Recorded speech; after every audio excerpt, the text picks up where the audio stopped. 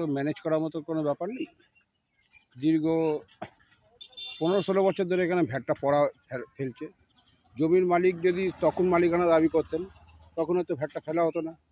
তখন পঞ্চায়েত নিজের সাবস্টিটিউট একটা জায়গা খুঁজে নিয়ে সেখানে ফেললো। এবার আমার কাছে প্রশ্ন হচ্ছে, হঠাৎ করে 4 তারিখ, মে মাসের 4 তারিখ বিজেপি জেতার পর নতুন করে 4 তারিখের পরে যারা বিজেপি বলে নিজেদেরকে দাবি করে গজিয়ে উঠেছে, এবং তারাই এখানে এসে এলাকার কিছু দুষ্কৃতী এবং আশেপাশে দু একজন জনগণকে নিয়ে এরা এখানে একটা বিক্ষোভ দেখিয়ে হঠাৎ করে ওটাকে বন্ধ করার চেষ্টা করে। এবং আমরা যারা প্রকৃত বিজেপি কর্মীরা আছি, যারা আমরা পঞ্চায়েতের সঙ্গে সহযোগিতা করে মানুষের সুষ্ঠু পরিষেবা দেওয়ার ক্ষেত্রে আমরা প্রতিনিয়ত কাজ করে যাচ্ছি, আমরা এর বিরোধিতা করি। এবং আমার যে স্থানীয় প্রশাসন, রওরা থানা, পঞ্চায়েত প্রধান, এনাদেরকে সঙ্গে নিয়ে আমরা যে জমির মালিক দাবি করছে এই জমি তাকেও ডাকি আমরা। এবং তিনি আমাদেরকে বলেন এখানে নাকি ওনার 1100 কি 7 কাঠা মতন জমি রয়েছে।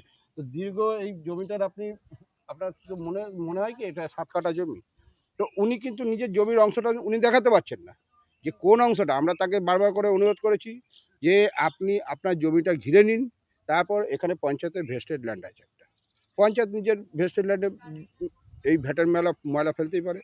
তো আমার প্রশ্ন হচ্ছে, দীর্ঘ 15-16 বছর ধরে যেখানে ভ্যাট পরিষেবা পাতুলিয়া বিস্তীর্ণ অঞ্চল থেকে 30টা বুথে কম বেশি করে 9 করে 6 থেকে 8 হাজার বাড়ি রয়েছে। এইসব বাড়ির ভ্যাটগুলো দীর্ঘদিন ধরে মানে মানুষের বাড়ি থেকে পরিষেবাটা দিয়ে এখানে মানুষকে সুস্থ স্বাভাবিক জীবনে ফিরিয়ে রাখা। তো এই জায়গাটা বন্ধ করার জন্যে কিছু 4 তারিখের পরে বিজেপি কর্মী গজিয়ে ওঠে। তারা এই মালিককে সঙ্গে নিয়ে এর মধ্যে একটা অসাধু চক্র কাজ করছে, আমরা এটা বুঝতে পেরেছি। এবং সঙ্গে সঙ্গে আমরা রওরা থানার দ্বারস্থ হই এবং পঞ্চায়েত প্রধানকে জানিয়ে রওরা থানাকে সঙ্গে নিয়ে আমরা পঞ্চায়েতে বসে একটা মিটিং করি যে 3 থেকে 4 মাসের জন্য আমাদেরকে ফেলতে দেওয়া হোক। তার মধ্যে পঞ্চায়েত একটা নিজস্ব সাবস্টিটিউট একটা জমি খুঁজে নিচ্ছে। পঞ্চায়েত তরফ থেকে আজকে কাজ করা হচ্ছে, যেহেতু এলাকা থেকে আমরা ভ্যাট পরিষেবাটা চালু করেছিলাম, সেই ভ্যাট পরিষেবা এখানেই ছিল, লোকের বাড়ি থেকে কালেক্ট করে এখানে ফেলা হচ্ছিল। দীর্ঘ 13 সাল বা তার আগে থেকে চলছে।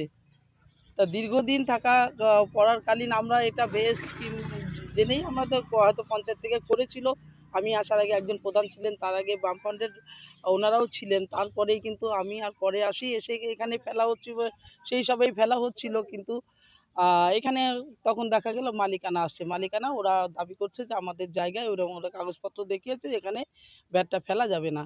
কিন্তু ভ্যাট ফেলা যাবে না বললেই তো আমি সঙ্গে সঙ্গে কিছু করতে পারছি না। আমি জায়গার তল্লাশি করছি, আমি জায়গা পেলে জায়গা পঞ্চায়েত তরফ থেকে কিনে নিয়ে সেখানে ভ্যাট ফেলা হবে।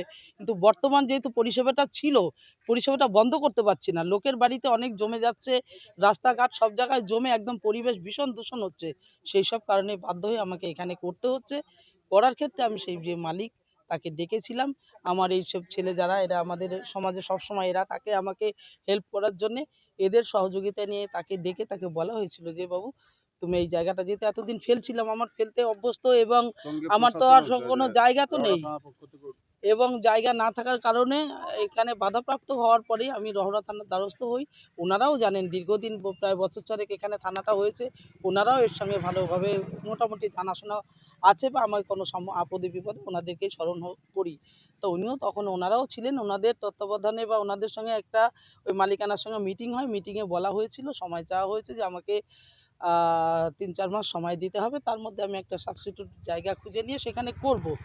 তো সেই হিসাবেই এটা করা হচ্ছে। কিন্তু সামনের দিকে এখানে সামনে তো ফেললে এলাকা তো দূষণ হবে, যাতে আরও দূরে যাওয়া যায়, ফেলা যায়, সেই চেষ্টাটা হচ্ছে। এবং জেসিবি দিয়ে আমরা এখানে কিছু বোল্ডার রাবিশ এগুলো যদি শক্ত কিছু না ফেলা যায়, তাহলে সামনের দিকে এগিয়ে যেতে পারবে না। সেই জন্য আজকে রাস্তা বানানো হচ্ছে।